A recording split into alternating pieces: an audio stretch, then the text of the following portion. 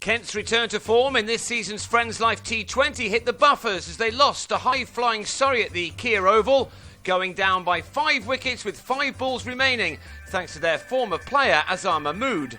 Batting first, Kent lost Daniel Bell-Drummond in the 3rd over when he was bowled by Chris Tremlett with 10 runs on the board. But as they'd done the other day, Fabian Cowdrey and Sam Billings then righted that earlier wrong with another excellent partnership. Cowdrey, who hit a double 100 against Surrey's second 11 last week, again looked in good nick, while Billings also impressed in a strong second wicket partnership, which added 61 runs in 7.5 overs to set up the game nicely. These two have shown of late that Kent's future is in good hands.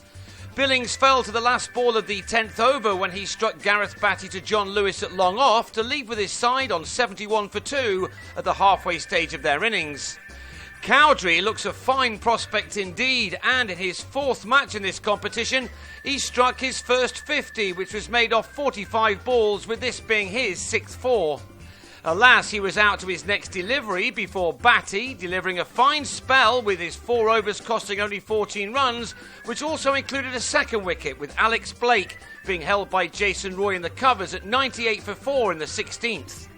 So Kent, who'd won their last 2 matches, needed a strong finish, and Darren Stevens looked as if he would supply it.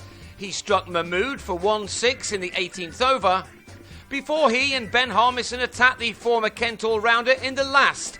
That included 2 more maximums, one from each batsman, as 20 runs came off the last 6 balls to carry the Spitfires to a challenging 139 for 4 from their 20 overs, Stevens making 29 off 19 and Harmison 19 off 15.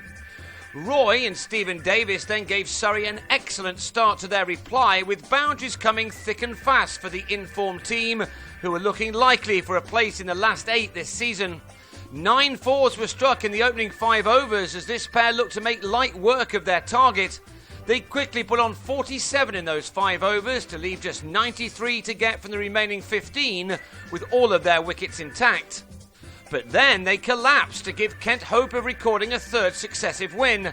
After making 27 off 18 balls, Davis hit Stevens' first delivery to deep mid-on, where Callum Haggett held on.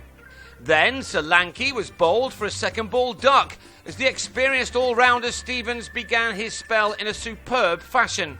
Cowdrey then snared the dangerous Kevin O'Brien, who was held at long off by Billings, for a couple, while Gary Wilson was LBW trying a reverse sweep to Adam Riley before he'd scored.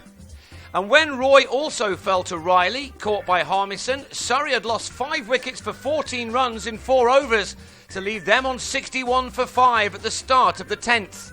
But as they'd done at Lord's on the previous evening, Zafar Ansari and Mahmood combined to put their side back on track.